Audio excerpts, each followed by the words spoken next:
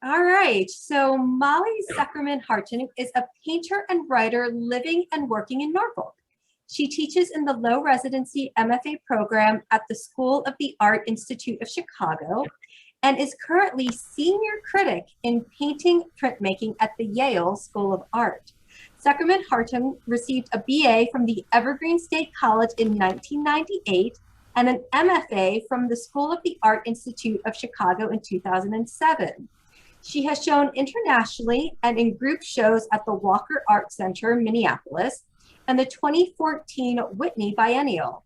She has also had solo shows in New York, Chicago, Miami, and Karlsruhe.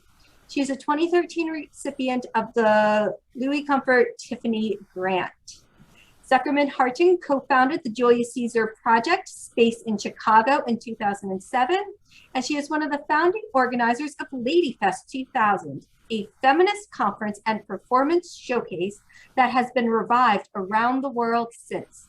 She has written essays on Susan Sontag, Michelle Grabner, Carrie Schneider, and Magalie Guerin. And in 2012, she wrote the 95 Theses on Painting. So welcome, Molly. Thank you for being here today. Thank you so much. I'm happy to be here. Should I go ahead and get started? Yes, please go right ahead. All right. I'm going to put it on gallery for a minute. Thank you so much for that warm introduction, Kelly. And I'm really happy to be here. And I just wanted to say a big thanks to Anne and a really warm thanks to Eileen for putting so many notes in my studio to invite me to do this. It is a real honor. I'm really have been so happy to be in Norfolk. My partner, Fox Hyson, who's also a painter, and I moved here. I think it's been, we always forget, but I think it's been a solid 3 years since we bought our house and moved here. And yeah, it's just been really, really wonderful. I don't know, people invite us places. There's this sense that we're really welcome. I love the sort of size of the village, and I love the library. So I'm just really happy to be here.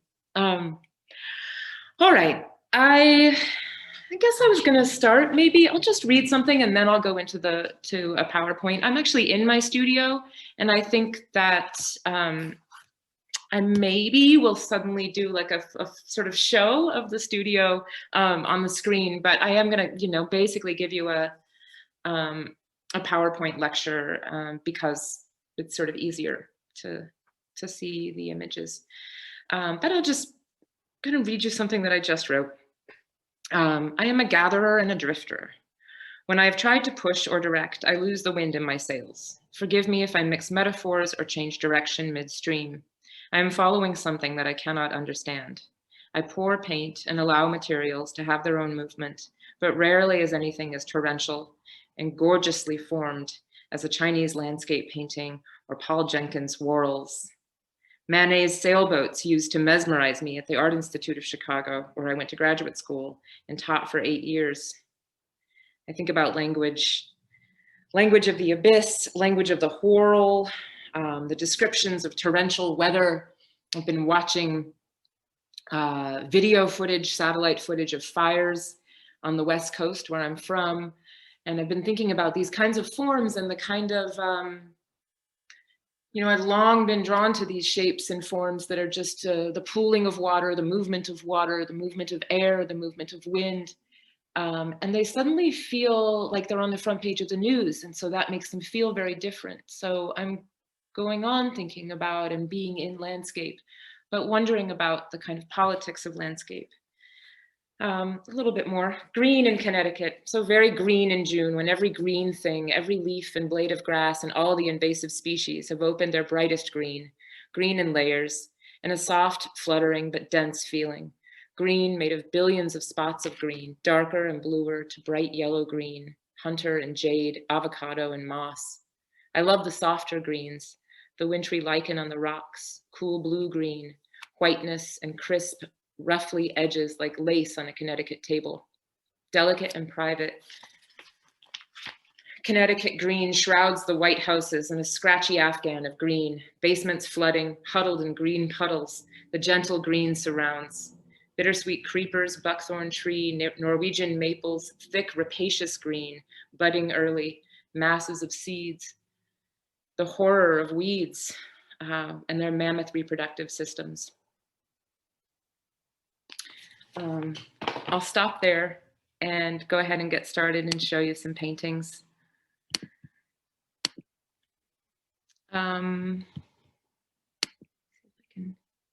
Can you see that? Are we in the share screen? Okay.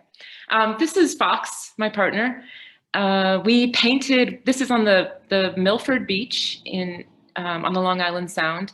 And it was at the solar eclipse. You can see Fox is wearing her glasses. We decided to paint the solar eclipse. Neither of us are plein air painters. Fox is maybe better at it than I am, but neither of us is, we're both abstract painters. But it was fun to paint the eclipse. You know, it was about 8 hours of the light changing. So I'm going to sort of pepper this talk with these quotes, and hopefully I can read them all because they're slightly covered, from this essay by Fanny Howe called Bewilderment. And it starts, what I have been thinking about lately is bewilderment as a way of entering the day as much as the work. Bewilderment as a poetics and an ethics. I'm going to try to say very little about the actual paintings and drawings. This is a screen print. This is a large, like 7-foot tall painting.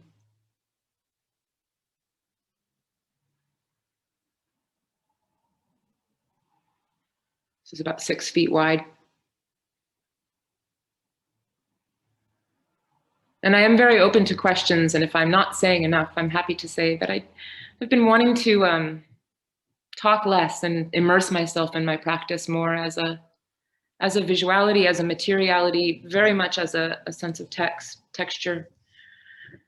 I'm going to show you a lot of experiments, a lot of little sort of almost like toys that I've made. Jointed things, things that move. This is silkscreen. It's about a 6-foot tall painting.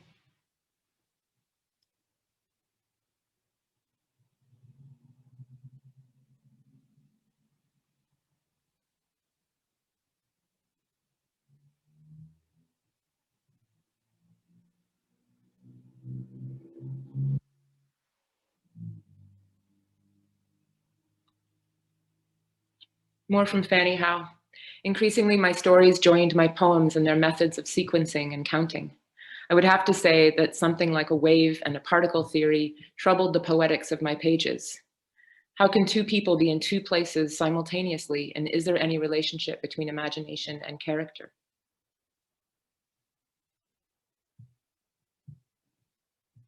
And these are some more elaborate objects. So these are from about 4 years ago, 5 years ago, when Fox and I lived in Shelton in a large warehouse space. And these are from when I was working in my studio in the top floor of our house over on Laurel Way Extension. So the sort of sculptural object got a little bit more elaborate, but still very funky.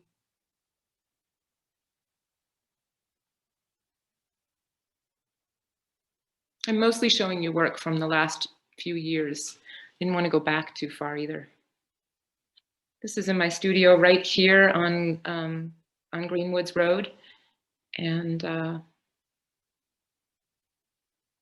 it's a book, it's an art history book by Barbara Rose. And I've been doing a lot of this folding lately, but this one is the entire book removed and folded and threaded on a single column. And the cover is there at the top.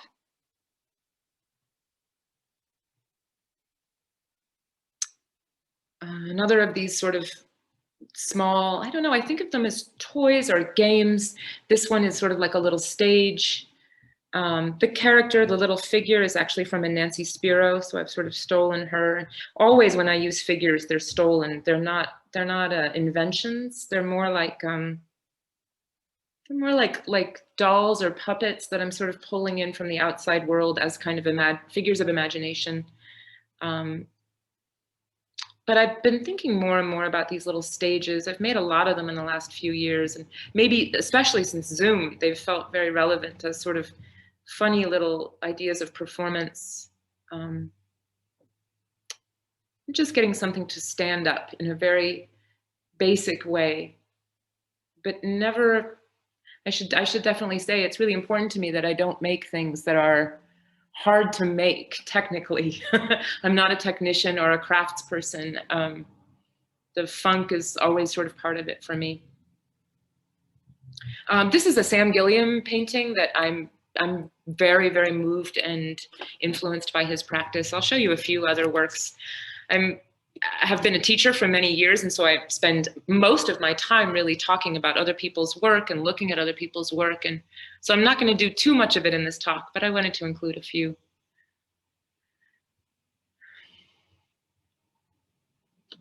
It's very hard to see this. I'm going to read it this way and then go back in. A signal does not necessarily mean that you want to be located or described. Again, this is from Fanny Howe's Bewilderment. It can mean that you want to be known as unlocatable and hidden. This contradiction can drive the eye and the lyrical poem into a series of techniques that are the reverse of the usual narrative movements around courage, discipline, conquest, and fame. I told myself I wanted to put my timer on.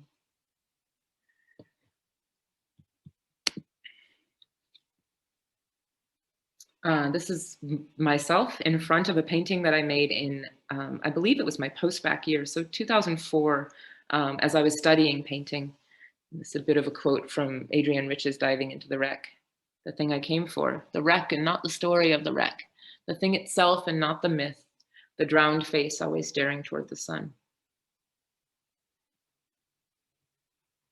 So there's a lot of thrashing about and a lot of excess and a lot of materiality and pouring and spraying and painting over and covering up. And I destroy a heck of a lot of paintings and always have, work them too much. And maybe hence this desire to talk about or bring up Bewilderment by Fanny Howe, as it's a very important text for me. I've read it many, many times and bring it to all my students. And it's been more than difficult to be a sort of champion of bewilderment or failure or being lost, and also be a professor at Yale. They're in direct contradiction. It hasn't been easy to do that. I think it's been really, it's a necessary role for young artists, for students to experience and be able to think through the possibilities of a flop, of a catastrophe, of a problem, of a mess, of a failure. But it's a hard thing to be the one that brings that. And I've been thinking a lot about that because Yale, as we all know, is a success institution. This painting is called Anti-Expeditious. In other words, not trying to do the most efficient route. This is a still shot from a talk I gave at the Evergreen State College. I was the visiting artist at University of Tennessee in Knoxville, and I decided while I was there to work with the color purple. So I spent the entire time basically trying to push purple as far as I could in every direction while still maintaining purple. So that was the studio space at the time, and the work ended in this kind of installation piece.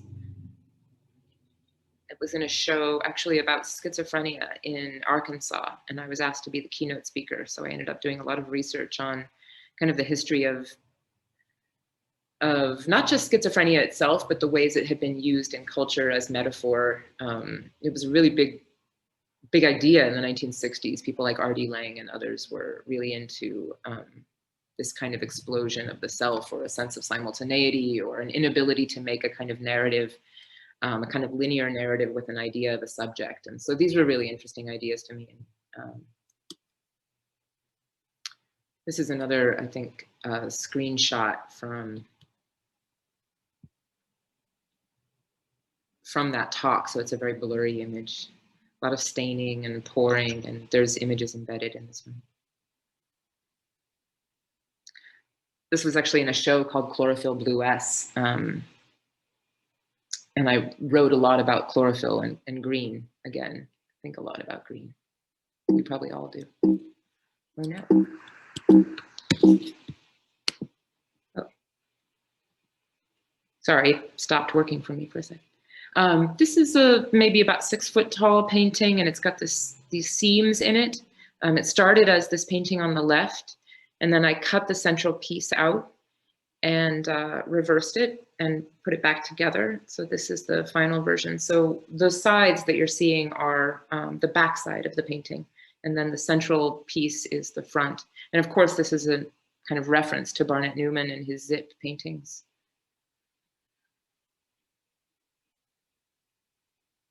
The painting on the left is something I made when I was a post-bac in graduate school, so back in 2004, and I was just studying artists like the Zero group, thinking about the monochrome, and I made this folded painting, and then I didn't know what to do next. It was sort of like there was a kind of clarity to that painting that I needed to spend many more years to catch up to. And my advisor at the time, who's now a dear friend, Michelle Grabner, looked at one side of my studio, which was full of kind of like tangled self-portraits and paintings of trees and lots of spills and colors and things.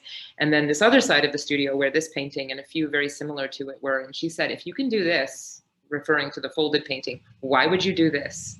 And it was she's right, and I don't know. And it's a meaningful decision though, to do both or to find it a problem.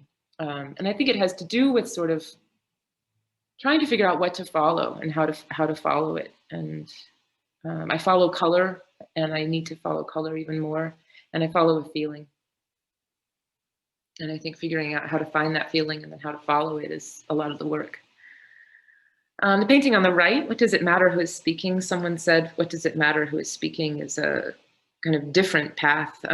It's a quote by Samuel Beckett. It's Michel Foucault who quoted him, and it's done in the style of Christopher Wool. It's another painting I made in graduate school.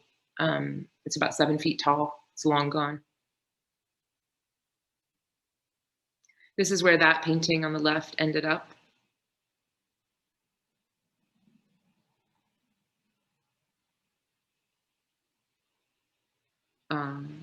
Another shot from the Evergreen lecture. There I am speaking about the painting.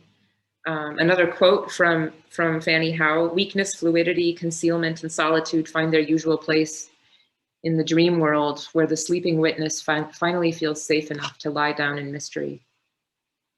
I can't actually see it all. These qualities are not the stuff of stories of initiation and success.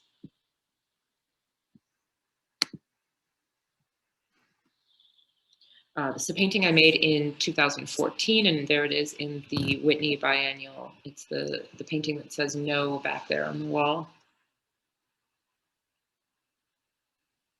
The letters are cut out and then stitched back in, and I used a lot of spray paint, a lot of house paint, and then a Dremel to drill those spots on it.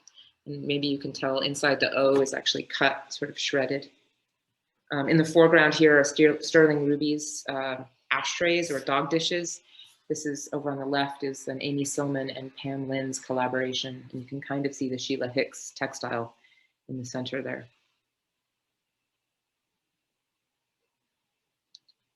There I am talking about it. This is my mother wearing a mask in a video that I made that was shown at the Museum of Contemporary Photography in Riverside, California a few years ago. Sort of, mostly I just have a few paintings that I've made recently to show you now. And so this is from the making of that video. It's in an Airbnb in New Haven. And I was kind of doing this color blocking on the wall and then projecting films by Chantal Ackerman, and then I would sometimes pose in front of them. So this is a bit of that film. And I also put this mirror on the wall so you can see me actually in that little round mirror. And then this film eventually became, or this video became, here it is actually projected on the wall. And I then placed more color blocking pieces of canvas, maybe you can tell, on the wall and projected these images. So there's this intense amount of layering of these color squares, which I started just thinking, just as I was putting this talk together, that these things appear, so this is a painting that I made maybe around the same time, actually, made up of pieces from a whole sort of 5-year period of traveling and sort of sewing them back together. And I suddenly was just linking this work very clearly. And then this is a painting that I just made maybe 6 months ago, thinking about how strongly linked all this work is.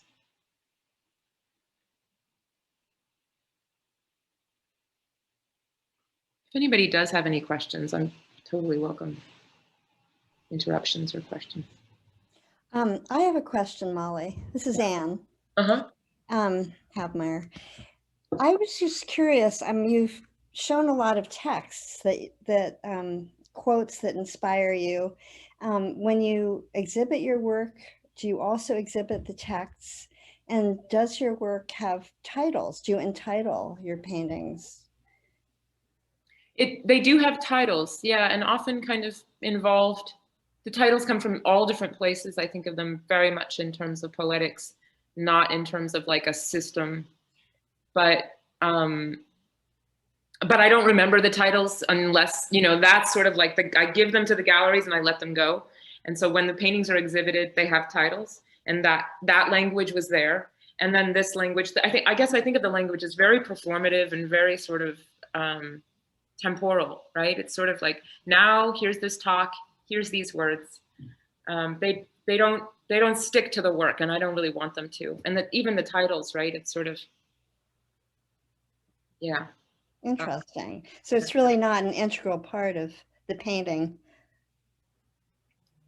I think coming out of a struggle between language and color and language and material, the work comes out of that fundamentally, but the specific words, yeah, not attached. Yeah.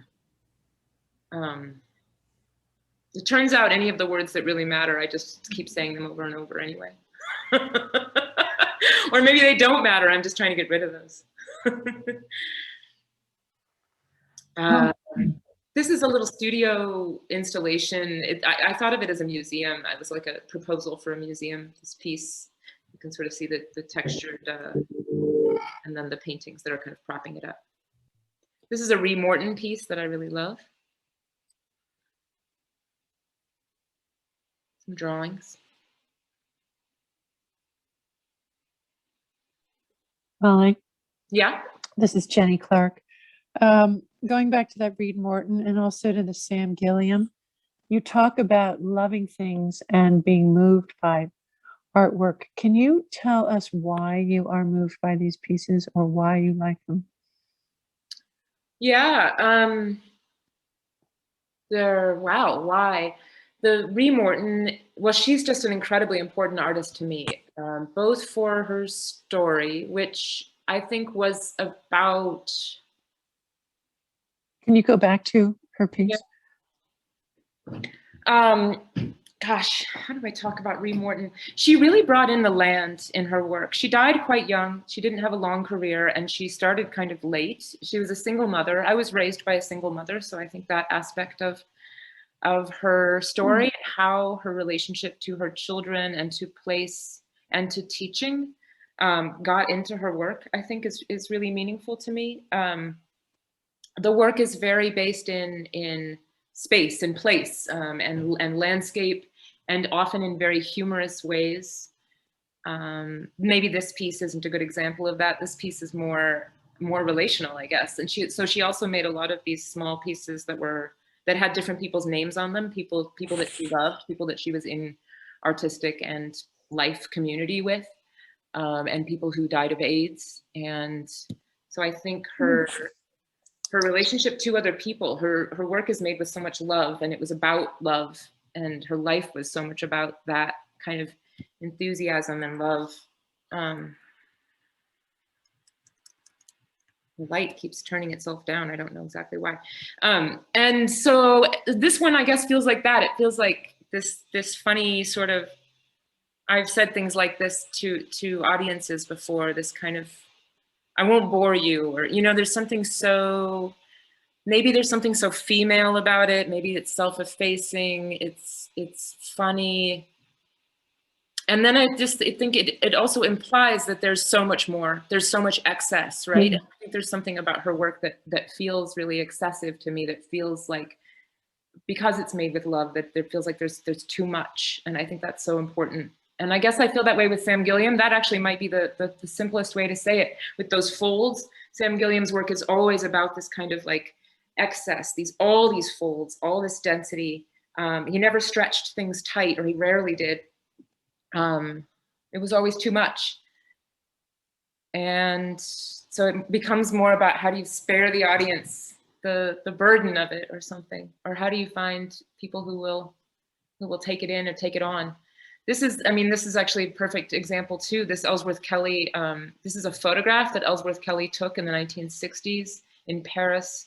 And then this is the painting that, one of many paintings that came out of that experience. And again, I think for me, this is about a kind of spatial excess, a kind of like a density of space, a depth that he's found a way to flatten and to give it to you in this clean way. And I think Ellsworth Kelly did that over and over again. But that it comes out of this sense of light and space and depth and movement of the staircase. I don't know why my computer keeps getting confused or tired. Was that a decent explanation? Yes. I should note that for people who are not familiar with the artists who you're referring to, like myself, we don't have the background that you do in where these people are coming from. And there's no formal quality. There are few formal qualities about the work that are traditionally interesting to me.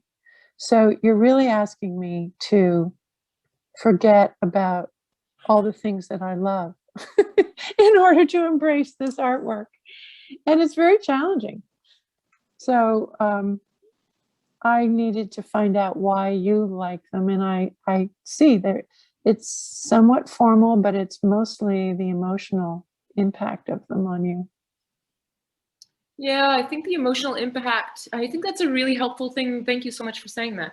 It's really helpful to think about it that way. The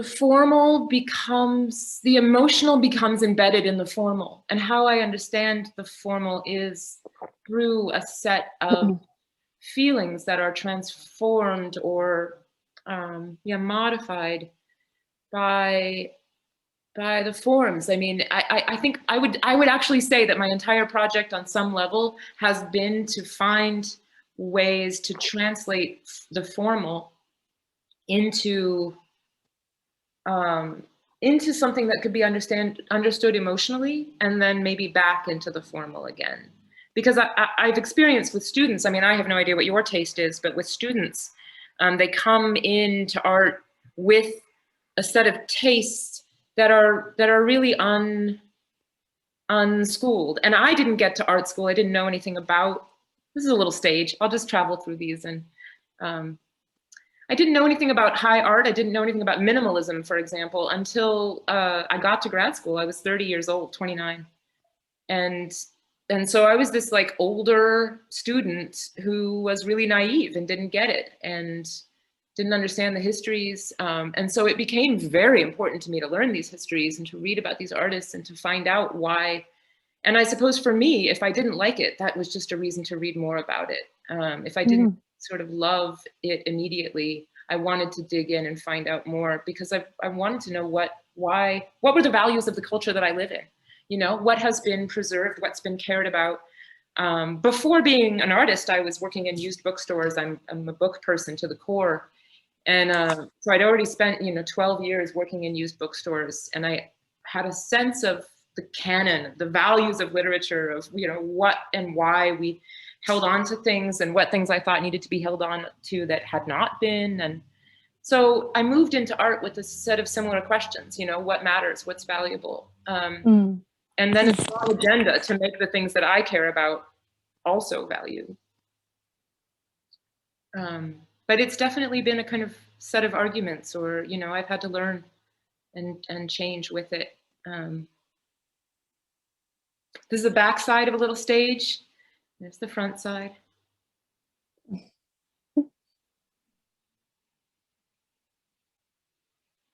And then these are more recent, well, so this is recent too, but these super recent works that I've been making, these little folded pieces, folded paper pieces. And most of the work that I'm going to show you now is all on exhibition right now in Chicago at my gallery, Corbett versus Dempsey. This one's called In Praise of Shadows, after the essay.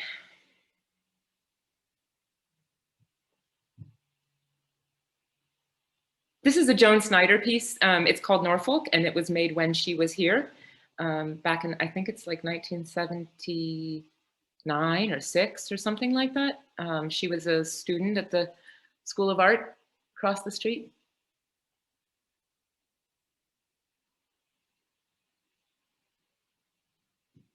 This is a quilt that I just made. It's not hand stitched. It's done with my big industrial sewing machine. It's got a wool blanket as the central piece. It's in between a kind of handicraft and something else. And so a lot of my paintings are made with seams. These are the recent works. This is 7 feet tall. It's oil paint, oil staining, dyes, and this bit of canvas that's sewn in. These are details.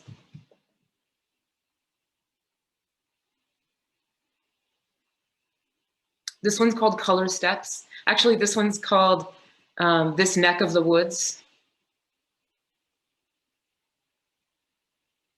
Just because I just named them, I still remember their titles.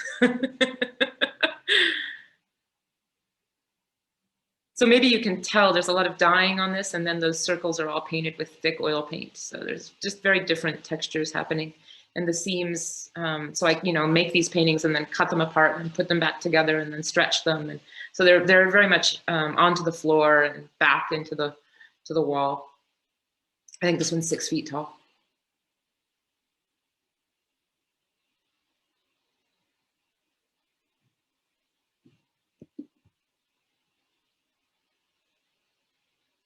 This is mostly dye and charcoal. And then it's got these little sort of friendly little friends on the end. One of the things that I've been working on lately is having these kind of standard rhythms in the paintings, whereas before I think the cuts and the seams were kind of more goofy. I've been really trying to get the seams to be rather straight and just in line with the whole rectangle of the painting. And so these kind of additional pieces, the two on the left, sort of play with that. But you can tell the theme of stairs, for example, or steps is kind of a constant. I mean, there's very simple forms that I sort of obsess on. The curve is another one that I've really worked on. I guess this goes to the question of formalism. You know, it's like the zigzag, the step, the curve. These are the things that I'm returning to. These little, I think of them as drawings. And also just ways of collecting little bits of things I've made.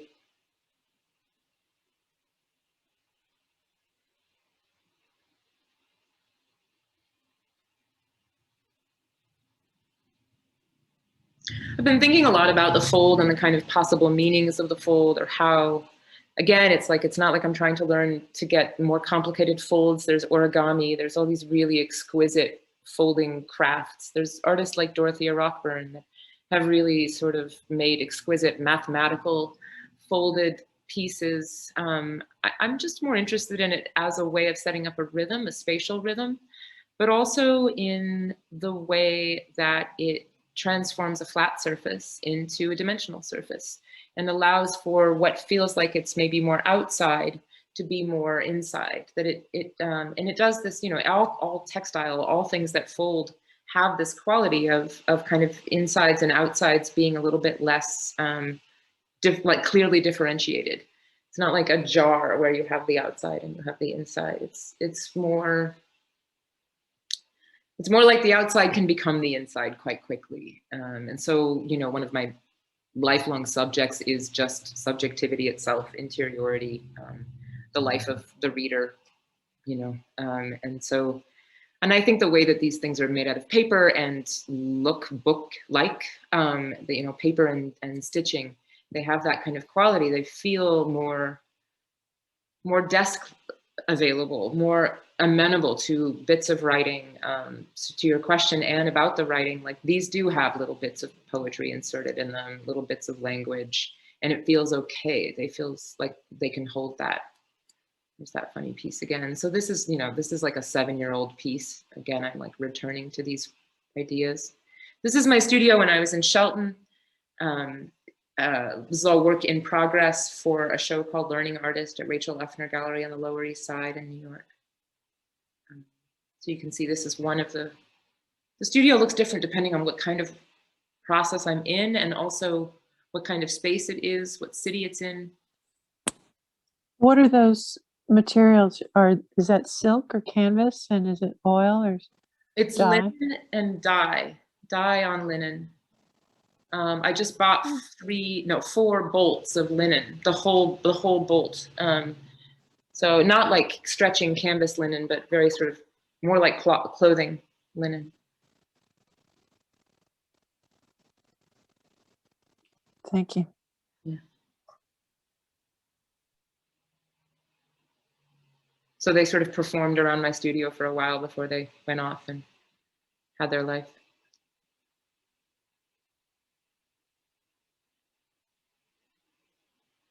There's that No painting. It's got this hinge. So at some point I performed in it.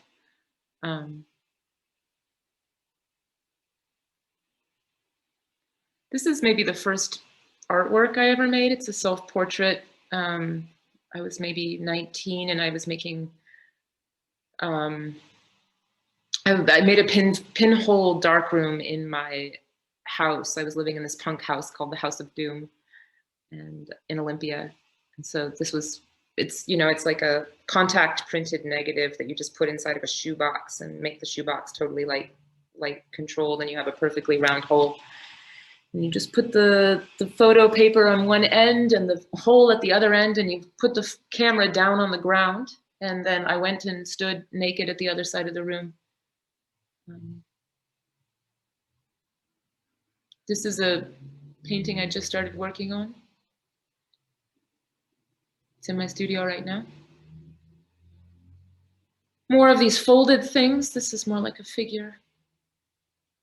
This will be in a show. It just got picked up today, a little show curated by Jared Quinton up in Williamstown at a new space he just opened called Poker Flats. Just a few more pieces to show you.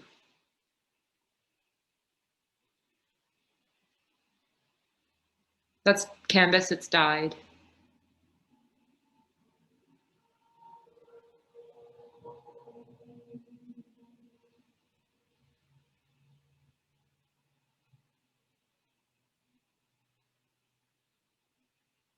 Sorry, the quality is a little blurry on this one. That's a screen print, and then there's a bit of velvet that's kind of stitched into it. It's just a screen print on newsprint, and then wool thread and velvet.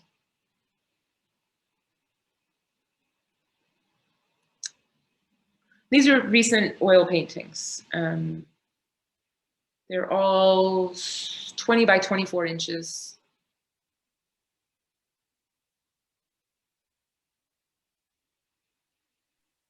What is the grid for? You mean the pencil grid here? Yeah.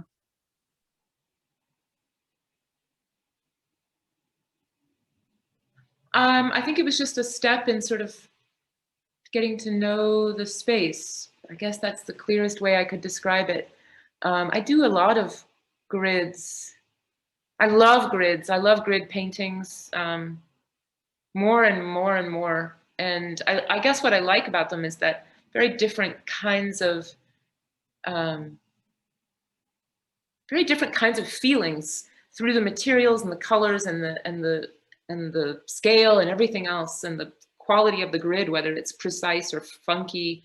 You get totally different feelings out of them, but it's always the grid. There's something sort of like, there's a way in which I think that when you use a grid as a painter, it's like you're saying, I consent to be a part of society. I understand that we have to follow, it's like handshake or something, you know, it's a way of saying, I agree, I accept these rules. And then within those rules, you can do whatever the hell you want. And you can express and you can feel and you can be complicated and difficult, but because you've said, yes, I agree. There's something very meaningful about that for me. Thank you. That was great.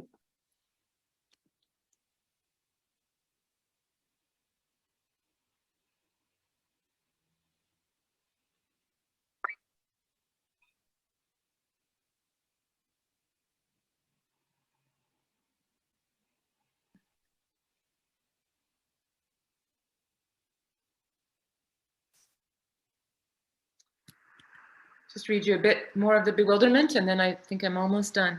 In the dictionary, to bewilder is to cause to lose one's sense of where one is. The wilderness as metaphor is, in this case, not evocative enough because causing a complete failure in the magnet, the compass, the scale, the stars, and the movement of the rivers is more than getting lost in the woods. Bewilderment is an enchantment that follows a complete collapse of reference and reconcilability. It cracks open the dialectic and sees myriads all at once. Bewilderment circumambulates, believing that at the center of errant or circular movement is the axis of reality. And I think that this is the last couple ones.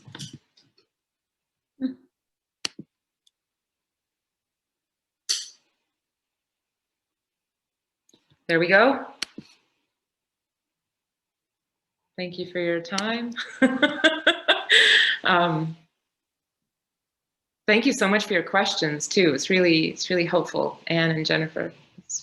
The longer I do this, the longer I make art, the longer I teach and give talks and all these things, the more I'm in a place where I'm wherever I am, right? But there's a million thoughts that you have to just sort of leave them behind and move on to the next thought. But if somebody asks, it's really nice to think about it again and to think about why you have made those decisions. I think it's really generous to ask those kinds of questions. A question. Yeah. So this is Kelly from the Norfolk Library. I didn't realize that no painting was the size that it was until you were standing in it. And some of the earlier ones you showed, you said like they were 7 feet tall, 6 feet tall. Do you know that the painting is going to be that big when you get started, or does it evolve and you just say, no, I need more? Like, how does that process work? That's such a good question. I think it's like, I think for a lot of painters, it's, of course, immediately when you stretch the canvas, you've made the decision about the size. But for me, many things start off the stretcher and have a life that takes a long time to get onto the stretcher. And sometimes they're made out of many pieces. And so the size sometimes is, I mean, in the best case scenario of the still difficult, I've been working on this thing for a long time and it's finally kind of reached a relatively rectangular structure. And then I measure it and try to figure out how much I'm going to need to stretch around. And I build a stretcher for it specifically. That's one of the procedures in which, that size is decided upon. I mean, there's all sorts of problems with big paintings. I'm sort of exhausted by them. And yeah, I don't know, I get sick of it. And I also don't always want things to be stretched, but these are things that have, it's like my gallerist in New York wants them stretched and wants them big. And I think when I was younger, I would have been rebelling against that, and now I'm sort of like, I can continue to make, large large stretched things, but I need to allow myself to make other things too. So it's sort of like, I guess I have a gentler attitude towards that these days. But yeah, there was also a time when I was making all of my large paintings were the size of a double bed. That was a strict rule.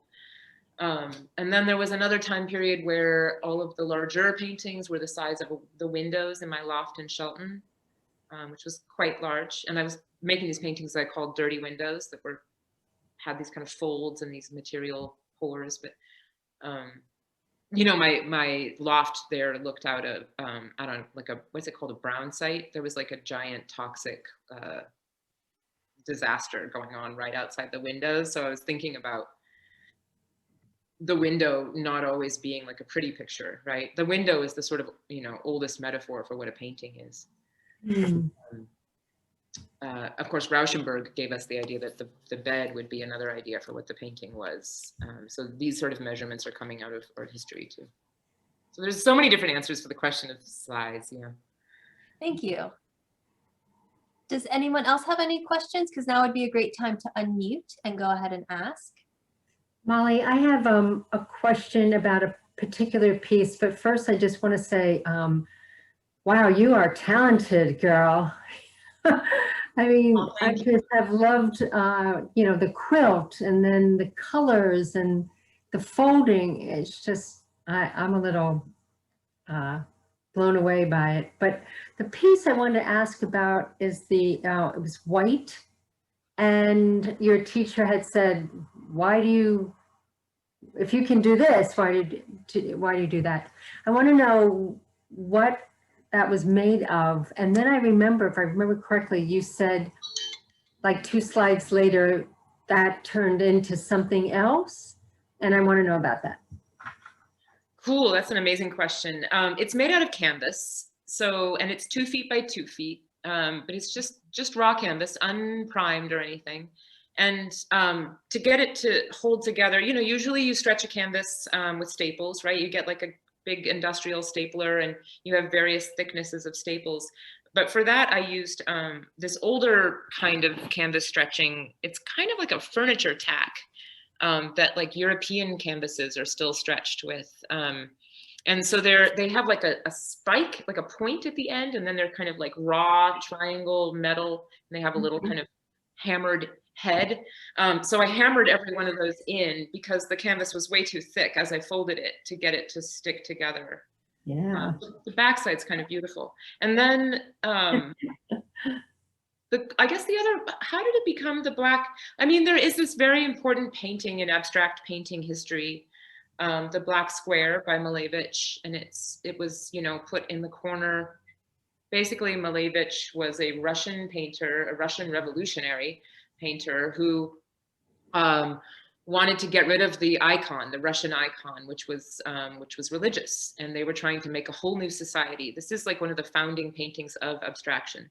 They were trying to, you know, they had the Russian Revolution, right? They were trying to take down the monarchy, and they figured that the monarchy and the church had a very deeply entangled set of religious and political values, and that to get rid of the political structures of their time, they had to get rid of the church too. So they replaced, his idea was the icon always hung, you know, in the corner of the room.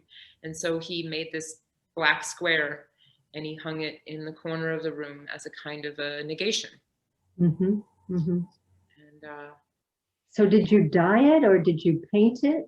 Yeah, I just painted it with black paint, black like latex paint. And then let me just show you real quick. And then it almost looked like weaving to me. Then I drizzled. And so this has been like a kind of constant thing. I've returned to it again and again, is to fold in one direction and then to drip or drizzle paint along those folds as a kind of counter movement. And then because the paint goes into every single fold, but also sits on the surface. And then I painted over that with oil paint. So it's actually white drizzled, but it felt too high contrast for me, and I just kind of kept wanting to return it to just plain black. But you can kind of see the black is sitting in the cracks. Yeah, but this is oil paint on top, and this is like a latex acrylic paint. Wow, thank you. What did you just say it looked like? Like a weaving? It did. Yeah, I almost thought it might be like some sort of basket. Yeah, I think I that's was wondering how that metamorph, how that transformation occurred. So yeah, I've returned to this, like I said, this folding and then putting the paint along it. I didn't put any of those in this talk, but I'm interested in it for exactly that reason, that it feels like a weave, but it's not a weave. Yeah. Molly's Tripperzell, I noticed in your early slides, you had a lot of geometric forms connected, and then later on you had your circles in a line. Is that kind of a recurring early theme that you had? Circles in a line. I'm just looking back through to see what geometric forms connected. I mean, definitely, I would say,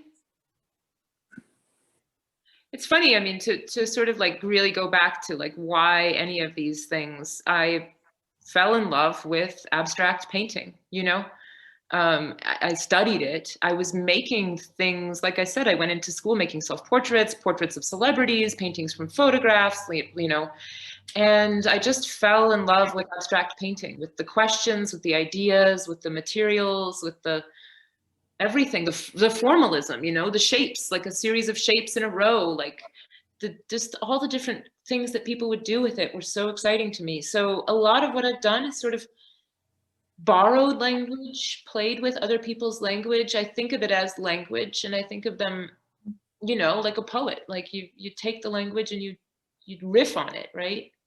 I guess I'm sort of like riffing on various things all the time, and then returning to them, and even like just the writing that I just shared, the green, like the repetition of the green, of the word green, something like that. Maybe you could link up. It's like repetition and rhythm, or something that I'm getting more and more excited about all the time.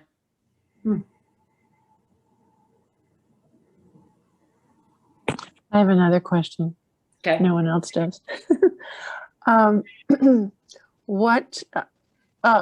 do you get feedback from? What's your community of artists that helps inspire you? My partner, of course, Fox. We talk all the time. I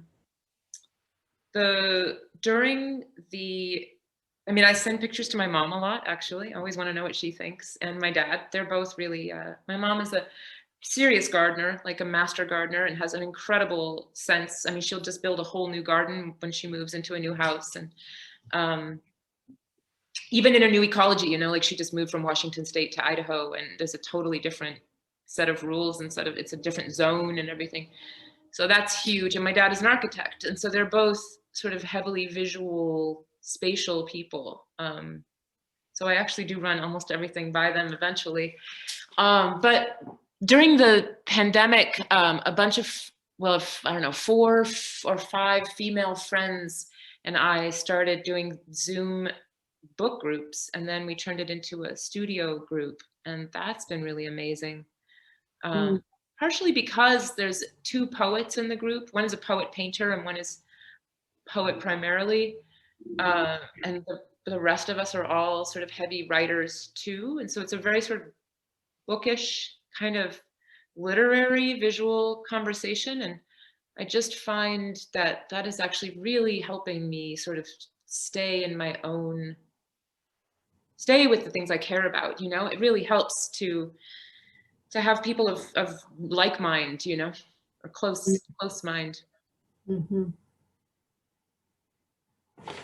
Yay.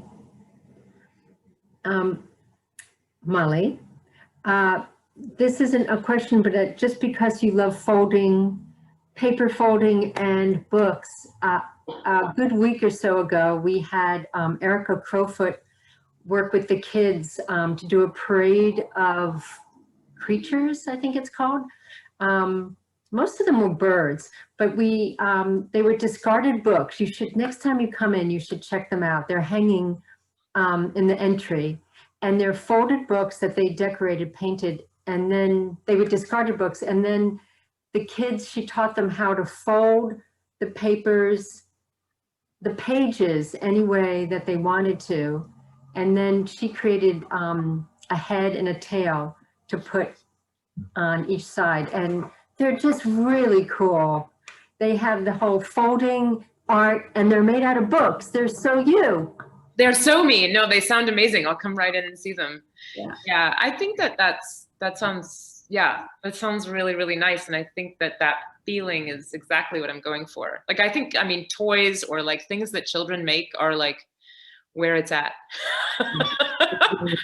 Yeah. Yeah, your work is very childlike in the best sense of the word. It's very happy and alive. Thank you. Yeah. It's It's wonderful. Thanks so much. So talented. My goodness. Yes, I loved one in particular, one of the folded ones before the white one. It was probably 4 slides, or maybe. What struck me were the colors that you applied to this. I think it was a very large folded piece, maybe one of the ones on display now somewhere. Oh yes, I know what you're talking about. You Beautiful blue on it, and I thought, this is a thing of wonderful beauty. And I wondered to myself if it was okay to feel, yes, that was it. That's it. Yeah. I love it. I just think it's striking and beautiful. And you wondered if it was okay.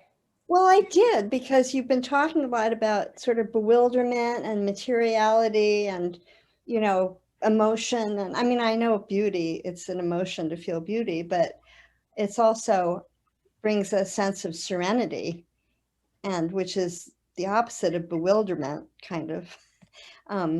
So yeah, that thought crossed my mind when I saw it. I was impacted by the feeling of calm and beauty in that piece. I loved it.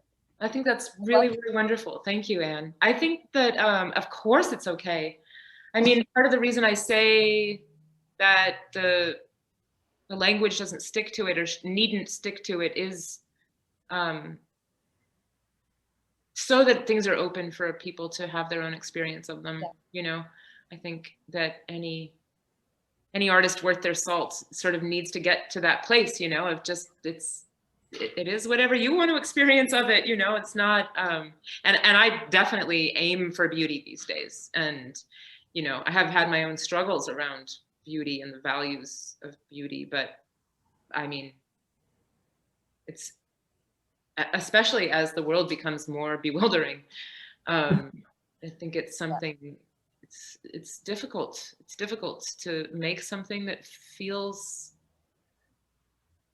well, I think that, I mean, that's sort of a recent revelation for me. You know, it's quite, the Chinese calligraphers, for example, you know, like there's a reason it takes a lifetime to do something like that. I think grace, or a sense of, you know, being able to put the weight where it belongs and put the lightness where it belongs, and to have something feel that you want to live with it, or something, is not easy. So, yeah. The piece I loved was a gradation of different colors, and there was a pattern that was consistent on each one of the folds. It looked like a curtain that had been gathered. Can you bring that up again? Which one would that be? Oh, like purple, blue, green, red, and it was it was stained on a canvas. Yeah. This one? Yeah. Yeah. That's really great. How big is that again? Yeah, it's not big enough yet. This is actually one I would like to make much bigger. It's 2.5 feet tall or something, 12, 24, 30 inches tall, maybe. Oh yeah. Yeah, that needs to be 6. Totally. I totally agree. It's Yeah. rather unwieldy and sort of, there's a lot of moving parts to it, and I still haven't figured out the color for sure. But yeah, I'm gonna make this one bigger.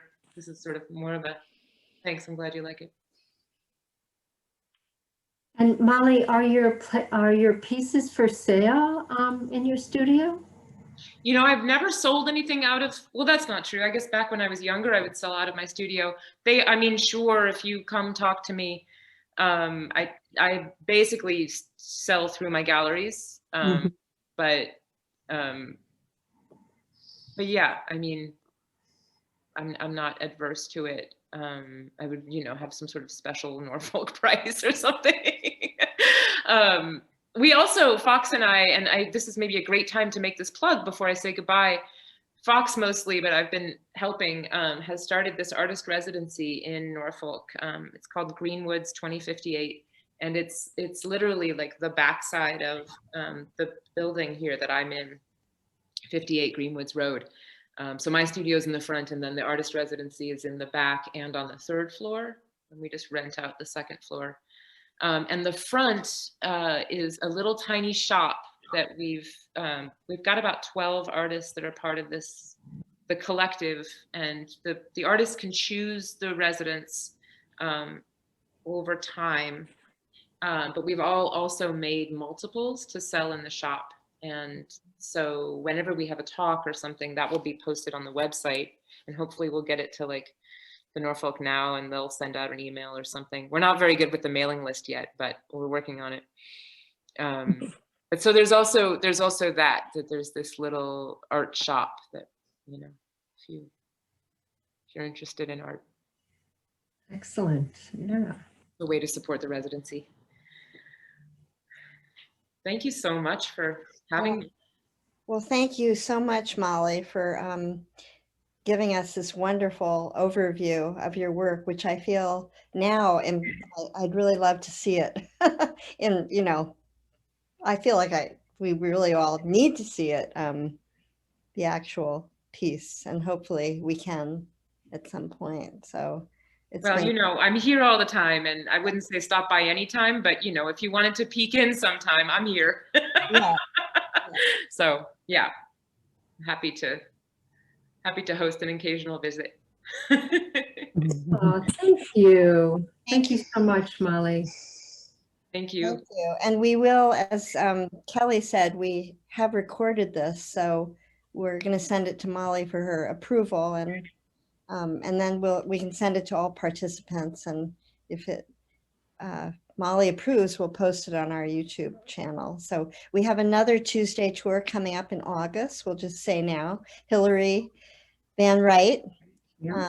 is going to do a Tuesday tour for us on August, I believe it's 17th. Is that right?